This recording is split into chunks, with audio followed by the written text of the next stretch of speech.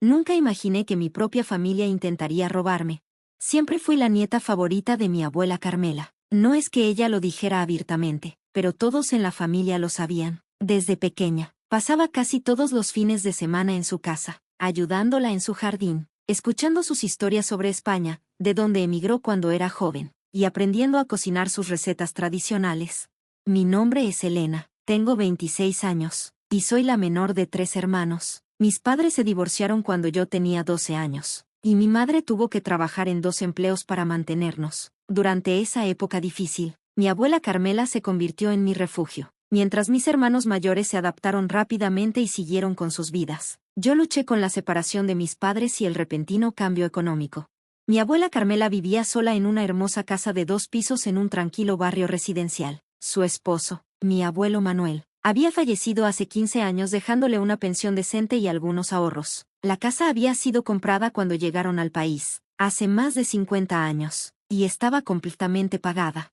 A diferencia de mis primos, quienes solo visitaban a la abuela en cumpleaños o fiestas importantes, yo estaba allí constantemente. Cuando entré a la universidad para estudiar enfermería, decidí mudarme con ella. Era un arreglo perfecto, yo la cuidaba y le hacía compañía, y ella me proporcionaba un hogar tranquilo para estudiar, además de sabiduría y apoyo emocional que no tenía precio. Durante los últimos 3 años, mientras yo terminaba mi carrera, la salud de mi abuela comenzó a deteriorarse. Primero fue artritis severa, luego problemas cardíacos, y finalmente le diagnosticaron un cáncer de páncreas en etapa avanzada. Los médicos le dieron 6 meses de vida.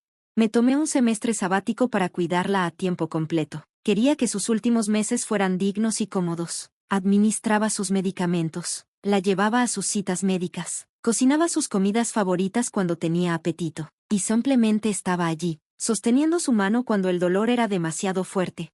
Mi madre y mis hermanos ayudaban cuando podían, pero todos tenían trabajos y responsabilidades. El resto de la familia aparecía ocasionalmente, haciendo visitas cortas que, aunque bien intencionadas, claramente les resultaban incómodas. La muerte inminente hace que muchas personas se sientan incómodas. Mi prima Victoria era una excepción. De repente, después de años de apenas ver a la abuela en Navidad, comenzó a visitarla regularmente. Al principio me alegré de que mostrara interés, pero algo en su comportamiento me inquietaba. Siempre llegaba con regalos caros que la abuela no necesitaba ni podía usar, y frecuentemente hacía comentarios sobre la casa. Esta casa es demasiado grande para ti sola, abuela, decía, cuando te recuperes. Deberías considerar venderla y mudarte a un bonito apartamento cerca de mi casa. Yo podría cuidarte. Mi abuela, débil pero lúcida, simplemente sonreía y cambiaba de tema. Una tarde, mientras Victoria estaba de visita, me pidió que las dejara solas porque tenían asuntos familiares que discutir. Respetando su privacidad, me retiré a la cocina. Cuando Victoria se fue, encontré a mi abuela inquieta. ¿Está todo bien, abuela?, le pregunté mientras la ayudaba a tomar su medicina. Victoria quiere que cambie mi testamento, respondió directamente. Dice que no es justo que solo tú te beneficies de mis años de trabajo, cuando hay tantos nietos. Me quedé sin palabras. Nunca había discutido la herencia con mi abuela, ni siquiera sabía si tenía un testamento. Abuela, yo no estoy aquí por ninguna herencia, estoy aquí porque te amo. Ella tomó mi mano con la suya, arrugada y débil. Lo sé, mi niña, por eso no te preocupes por nada. Yo sé exactamente lo que estoy haciendo. Una semana después, recibimos la visita del señor Martínez, el abogado de la familia desde hace décadas. Pidió hablar a solas con mi abuela, y estuvieron encerrados en su habitación por casi 2 horas. Cuando salieron, mi abuela se veía cansada pero tranquila. He puesto todo en orden, me dijo esa noche. Cuando yo no esté, habla con Martínez, él sabrá qué hacer. 2 meses después, mi querida abuela falleció pacíficamente mientras dormía. A pesar de estar preparada para ese momento, el dolor fue abrumador. Había perdido no solo a mi abuela, sino a mi mejor amiga, mi confidente, la persona que más me había apoyado en la vida. El funeral fue como ella quería, sencillo, íntimo, sin ostentaciones. Toda la familia asistió, incluso parientes que no veíamos desde hace años. Mi prima Victoria apareció con un vestido negro caro y gafas de sol, actuando como si fuera la nieta más afectada, abrazando a todos dramáticamente. 3 días después del funeral, el señor Martínez convocó a una reunión familiar para la lectura del testamento. Pidió específicamente que asistieran mi madre y sus hermanos, los hijos de la abuela, todos los nietos, y algunos sobrinos cercanos. Nos reunimos en la sala de la casa de la abuela. Algunos se sentaron en los sofás, otros trajeron sillas de la cocina. El ambiente era tenso, mezcla de dolor por la pérdida reciente y, siendo honesta, expectativa por saber qué había decidido la abuela. El señor Martínez, un hombre de unos 60 años con lentes y cabello canoso, comenzó a hablar. Carmela González me pidió que reuniera a la familia para comunicar sus últimas voluntades. Era una mujer excepcional que amaba profundamente a todos ustedes, pero también era una persona muy clara y decidida sobre lo que quería. Sacó un sobre y extrajo un documento. Voy a proceder a leer su testamento, redactado y firmado hace 2 meses, en pleno uso de sus facultades mentales y con 2 testigos presentes. Antes de que pudiera comenzar a leer, Victoria se levantó abruptamente. Disculpe, señor Martínez, pero creo que hay un error, dijo con voz firme. Mi abuela cambió su testamento. Aquí tengo el nuevo documento. Sacó un papel doblado de su bolso de diseñador. Me lo entregó hace 3 semanas, cuando estábamos solas. Pueden ver que está firmado por ella. El abogado tomó el papel con expresión neutral y lo examinó detenidamente. Era un documento simple, escrito a máquina, que básicamente decía que Carmela González dejaba toda su propiedad, incluida la casa, cuentas bancarias y pertenencias personales, a partes iguales entre todos sus nietos, con Victoria como albacea y administradora de los bienes. Mi corazón se aceleró, algo no estaba bien. La abuela nunca me había mencionado un cambio en su testamento, y el señor Martínez acababa de decir que el documento oficial se había firmado hace 2 meses. El señor Martínez miró a Victoria por encima de sus lentes. Señorita Victoria, este documento no está notarizado ni tiene testigos. Además, la firma me parece irregular. Eso no importa, exclamó Victoria. Era la voluntad de mi abuela. Ella sabía que yo sería la mejor para administrar sus bienes, en lugar de dejar todo a alguien que claramente se aprovechó de su enfermedad para manipularla. Todas las miradas se dirigieron a mí. Sentí mi cara arder. ¿Realmente mi prima estaba sugiriendo que yo había manipulado a la abuela? Eso no es cierto, dije, luchando por mantener la calma. Yo nunca le pedí nada a la abuela. Nunca hablamos de herencia. Por supuesto que no necesitabas pedirlo explícitamente, replicó Victoria con una sonrisa cruel. Te mudaste con ella. Fingiste interés en sus estúpidas historias y recetas, todo mientras esperabas que muriera para quedarte con su casa. Mi tío Roberto, el hermano mayor de mi madre, se levantó. Victoria, eso es suficiente. Elena ha cuidado a tu abuela durante años. Si alguien apareció repentinamente cuando supo de su enfermedad, fuiste tú. Victoria se giró hacia él, furiosa. No te metas en esto, tío. Si ustedes hubieran cuidado mejor a su madre, en lugar de dejar que una niña inexperta lo hiciera, tal vez habría vivido más tiempo. La sala estalló en gritos y acusaciones. El señor Martínez intentó calmar la situación, pero Victoria estaba fuera de control. Este testamento es el válido, gritó, agitando su papel. Elena es una mentirosa y una manipuladora. La abuela me dijo que nunca confió en ella. Creo que es momento de mostrarles algo. Interrumpió el señor Martínez con voz firme. Sacó una tablet de su maletín y la colocó sobre la mesa de centro. Carmela González no solo firmó un testamento legal hace 2 meses, también dejó un mensaje en video para todos ustedes, específicamente para situaciones como esta. Presionó play y apareció el rostro de mi abuela. Estaba en su habitación, sentada en su sillón favorito. Se veía débil pero completamente lúcida. La fecha en la esquina del video mostraba que había sido grabado el mismo día que firmó el testamento.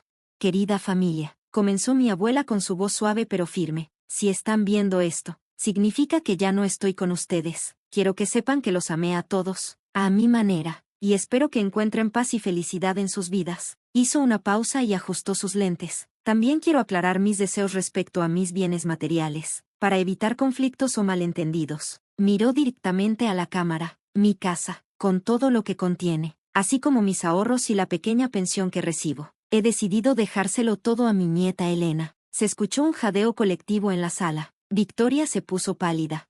Esta decisión no es un reflejo de mis sentimientos hacia el resto de la familia, continuó mi abuela. Es simplemente reconocer la realidad. Elena ha sido mi compañera, mi cuidadora y mi apoyo durante años, no solo en mi enfermedad. Cuando todos estaban ocupados con sus vidas, ella siempre encontró tiempo para mí, no por obligación o interés, sino por amor. Sentí lágrimas corriendo por mis mejillas. Mi madre apretó mi mano.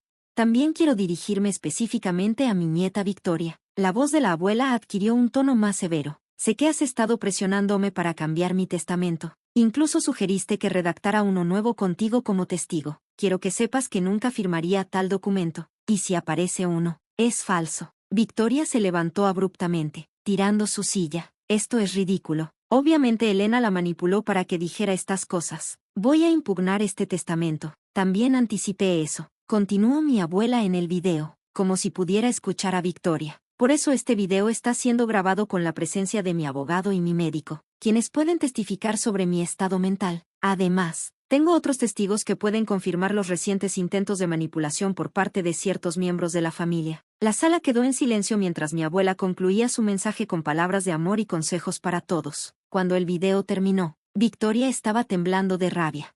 «Esto es una farsa», gritó. «Voy a contratar al mejor abogado y pelearé esto hasta el final». El señor Martínez cerró su tablet con calma. «Está en su derecho, señorita Victoria. Pero debo advertirle que presentar documentos falsos ante un tribunal es un delito. Y tenemos la firma de este supuesto Nuevo Testamento, que podemos comparar con la firma autenticada de doña Carmela». Mi tío Roberto se acercó a Victoria y habló en voz baja. «Basta ya, hija. Estás avergonzándonos a todos. Tu abuela ha tomado su decisión. Respétala». Victoria me miró con odio puro. «Esto no ha terminado», dijo antes de salir corriendo de la casa, dando un portazo. El resto de la reunión transcurrió en un ambiente incómodo pero más tranquilo. El señor Martínez procedió a leer el testamento completo. Además de dejarme la casa y sus ahorros, mi abuela había destinado pequeñas sumas a cada uno de sus hijos y nietos. A Victoria le había dejado específicamente su colección de tazas de té, porque siempre mostró tanto interés en ellas durante sus visitas. Decía con evidente ironía. También había una cláusula que me sorprendió. Si yo decidía vender la casa, debía distribuir el 30% del valor entre sus hijos. No es una obligación, sino una sugerencia de una vieja que quiere que todos recuerden que lo importante es la familia, no las posesiones, explicaba el testamento. Cuando todos se fueron, me quedé sola en la casa que ahora era oficialmente mía. Sentía una mezcla de gratitud hacia mi abuela y tristeza por las divisiones en la familia. ¿Realmente Victoria me odiaba tanto? ¿Era la herencia tan importante como para destruir lazos familiares? Esa noche, mi madre regresó con comida para ambas. Mientras cenábamos en la cocina, me desahogué.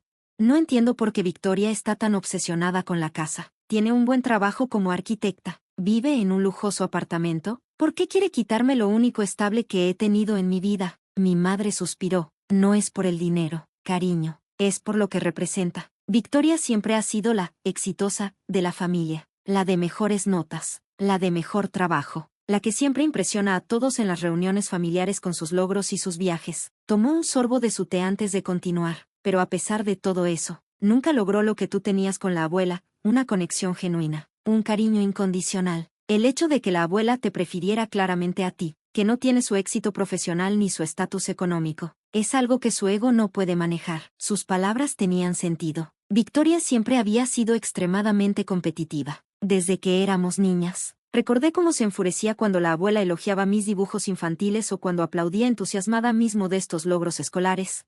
Además, añadió mi madre con una pequeña sonrisa, esta casa está en una zona que se ha revalorizado enormemente. Vale al menos 3 veces lo que costó originalmente. Victoria probablemente ya estaba haciendo cálculos sobre cómo reinvertir el dinero de la venta. La semana siguiente recibí una carta formal de un abogado, informándome que Victoria estaba impugnando el testamento alegando que yo había ejercido influencia indebida sobre una persona vulnerable. Solicitaba una investigación sobre las circunstancias de la firma del testamento y un congelamiento preventivo de los bienes. Llamé inmediatamente al señor Martínez, quien me tranquilizó. Es un intento desesperado con pocas posibilidades de éxito, me dijo. Tenemos el video, la firma autenticada, testimonios del médico y mío sobre la lucidez de tu abuela, y un historial documentado de las visitas de Victoria coincidiendo sospechosamente con el deterioro de la salud de doña Carmela. Aún así, me preocupaba el costo emocional y financiero de un litigio prolongado. Apenas había terminado la universidad, tenía préstamos estudiantiles que pagar, y estaba en el proceso de buscar mi primer trabajo como enfermera titulada. Por consejo del señor Martínez, intenté una mediación con Victoria. Nos reunimos en una cafetería neutral, con nuestros respectivos abogados. Le ofrecí un acuerdo, yo mantendría la casa, pero le daría una parte del dinero de los ahorros, más que lo estipulado en el testamento. Victoria rechazó la oferta sin siquiera considerarla. La casa es lo que quiero, dijo fríamente. Siempre le dije a la abuela que ese barrio tiene un potencial enorme para desarrollo inmobiliario. Esa propiedad podría valer millones si se construyera un edificio de apartamentos. Su sinceridad me dejó atónita. No era solo envidia o resentimiento, era pura codicia. Así que nunca se trató de honrar la memoria de la abuela o de justicia familiar. Respondí, ¿quieres demoler su amada casa, donde vivió por 50 años, para construir apartamentos? Se encogió de hombros. Es solo un edificio viejo. No seas sentimental. La abuela ya está muerta. ¿Qué importa lo que pensaba? En ese momento, supe que ningún compromiso sería posible. Salí de la reunión decidida a luchar con todas mis fuerzas. Los meses siguientes fueron agotadores. Victoria contrató a un abogado agresivo que utilizó cada táctica posible para retrasar el proceso y aumentar mis costos legales. Investigaron mi vida buscando cualquier cosa que pudiera desacreditarme. Incluso contactaron a mis compañeros de universidad y vecinos, insinuando que yo había abandonado mis estudios para aprovechar de una anciana enferma. Mi familia inmediata me apoyó incondicionalmente. Mi madre y mis hermanos testificaron sobre mi relación con la abuela, aportando fotos, cartas y recuerdos de años de convivencia. Incluso algunos tíos y primos, que inicialmente se habían mantenido neutrales, comenzaron a distanciarse de Victoria cuando vieron la crueldad de sus métodos. 6 meses después del inicio del litigio, recibí una llamada inesperada de mi tío Roberto, el padre de Victoria. Elena, ¿podemos hablar? Sonaba cansado y avergonzado, no como partes del juicio, sino como familia. Nos encontramos en un parque cerca de mi casa. Mi tío había envejecido notablemente en los últimos meses. Su cabello estaba más canoso y tenía profundas ojeras.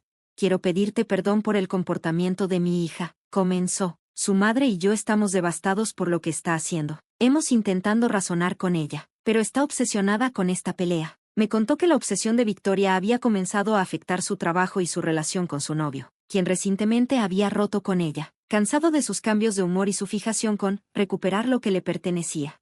Hemos decidido dejar de financiar su demanda, continuó mi tío. Le dijimos que si quiere seguir con esto, tendrá que pagarlo ella misma. No podemos seguir apoyando algo que está destruyendo a la familia. Sentí una mezcla de alivio y pena. Lo siento mucho, tío. Nunca quise que las cosas llegaran a este punto. No es tu culpa, me aseguró. Victoria siempre ha tenido esta necesidad de poseer, de controlar. Tu abuela lo veía claramente. Por eso tomó las precauciones que tomó. Antes de despedirnos, mi tío me entregó una pequeña caja. Tu abuela le dio esto a Victoria en su cumpleaños número 15. Victoria la arrojó a la basura después de la lectura del testamento. La rescaté porque creo que debe quedarse en la familia. Era una antigua caja musical de porcelana, con delicadas flores pintadas a mano. Al abrirla, sonaba una melodía que inmediatamente me transportó a mi infancia. Mi abuela solía abrirla antes de contarme cuentos para dormir.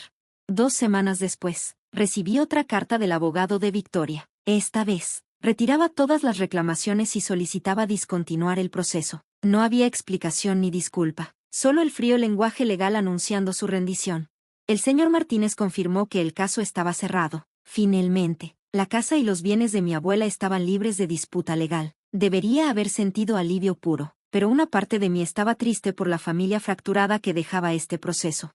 Una tarde, mientras limpiaba el ático de la casa, encontré una caja con antiguos álbumes de fotos. Había docenas de imágenes de Victoria y yo de niñas, jugando juntas en el jardín de la abuela, soplando velas en cumpleaños compartidos, disfrazadas en Halloween. Éramos familia, éramos cercanas, antes de que las comparaciones, los celos y las expectativas nos separaran. Impulsivamente, seleccioné algunas de esas fotos y las coloqué en un pequeño álbum. Añadí la caja musical que mi tío me había entregado y los envolví juntos. Envié el paquete a la dirección de Victoria con una nota simple. Algunos recuerdos son más valiosos que cualquier propiedad. Si alguna vez quieres hablar, sabes dónde encontrarme. No esperaba respuesta, y no la recibí, al menos no inmediatamente. La vida siguió avanzando. Conseguí mi primer trabajo como enfermera en un hospital infantil. Comencé lentamente a hacer pequeñas renovaciones en la casa, conservando su esencia pero adaptándola a mis necesidades. Siguiendo el espíritu del testamento de mi abuela, invité a la familia a una comida en la casa para celebrar lo que habría sido su cumpleaños número 80. Preparé sus recetas favoritas y decoré la mesa como ella solía hacerlo para las ocasiones especiales. Para mi sorpresa, casi todos asistieron, incluso aquellos que habían mantenido distancia durante el conflicto. Compartimos recuerdos, reímos con anécdotas, y por primera vez en mucho tiempo, sentí que honrábamos verdaderamente la memoria de mi abuela. Victoria no vino, pero envió un mensaje a través de su padre, Estaba empezando terapia y necesitaba tiempo para reflexionar sobre sus acciones. No era una disculpa, pero era un primer paso.